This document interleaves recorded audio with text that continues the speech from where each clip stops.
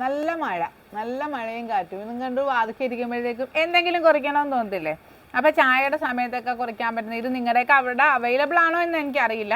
Available ആണെങ്കിൽ വാങ്ങിക്കുക. കാര്യം ഞാൻ ഇവിടെ നമ്മുടെ ആലപ്പുഴയിൽ ഒരു ഷോപ്പിൽ നിന്ന് വാങ്ങിച്ചതാണ്. കണ്ടപ്പോഴത്തേക്കും നമ്മൾ ഈ ഡയറ്റുമായിട്ട് ബന്ധപ്പെട്ട് നടക്കുന്നതുകൊണ്ട് ഞാൻ അതുമായിട്ട് അങ്ങനെയുള്ള ഫുഡുകൾ കഴിക്കാനാണ് ആഗ്രഹിക്കുന്നത്. നമ്മുടെ ഡയറ്റിനൊരു ദോഷവും വരരുത്. അപ്പോൾ അങ്ങനെ ഒരു സംഭവമാണ് കേട്ടോ. ഇതേ കാണിച്ചു തരാവേ.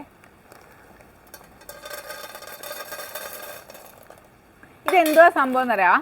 പ്രോട്ടീൻ ബീൻസ് എന്നാണ് അവർ പറഞ്ഞത്. അപ്പോൾ അതിനകത്ത് എഴുതി വെച്ചിരിക്കുന്നത് കണ്ടിട്ട് ഞാൻ മുസ്ലിയൊക്കെ വാങ്ങിക്കുന്ന അവിടെ നിന്ന്. അപ്പോൾ ഞാനത് കണ്ടപ്പോഴത്തേക്കും വാങ്ങിച്ചതാണ്.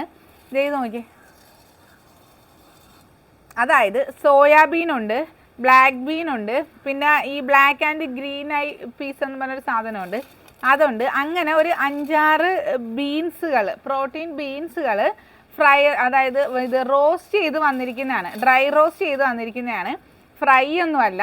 അപ്പം നമുക്ക് ഈ മഴ ടൈമിലൊക്കെ ഇങ്ങനെയുള്ള ഐറ്റംസ് ഒക്കെ കിട്ടുകയാണെന്നുണ്ടെങ്കിൽ തീർച്ചയായിട്ടും കഴിച്ചു നോക്കാം. കാര്യം എന്താണെന്ന് വെച്ചാൽ നമ്മുടെ ഡയറ്റിനും ബാധിക്കത്തില്ല. അതുകൊണ്ട് തന്നെ നമ്മുടെ മക്കൾക്ക് ഇപ്പോൾ ജസ്റ്റ് ഒന്ന് എന്തെങ്കിലും സ്നാക്സ് ഒക്കെ ആയിട്ട് കൊടുത്തു വിടാനാണെങ്കിലും ഒരു ക്രീം ബിസ്ക്കറ്റ് അല്ലെങ്കിൽ ഒരു സാധാ ബിസ്ക്കറ്റിൽ 10 ബിസ്ക്കറ്റ് ഉണ്ടെങ്കിൽ അതിൽ 2 എണ്ണമാണ് അവർ പോലും ഒരാൾക്ക് സെർവ് ചെയ്യാൻ പറയുന്നത്. നമ്മുടെ മക്കൾ ഒരു പാക്കറ്റ് ബിസ്ക്കറ്റൊക്കെ തിന്നു തീർക്കാറുണ്ടല്ലേ.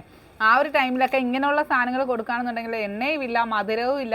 ഇനി മുതൽ ഓരോ കുഞ്ഞുങ്ങൾ ഷുഗർ പേഷ്യൻസ് ഒക്കെ ആവുകയാണ്. അപ്പം നമ്മൾ തന്നെ നമ്മുടെ തലമുറയെ ശ്രദ്ധിക്കുക.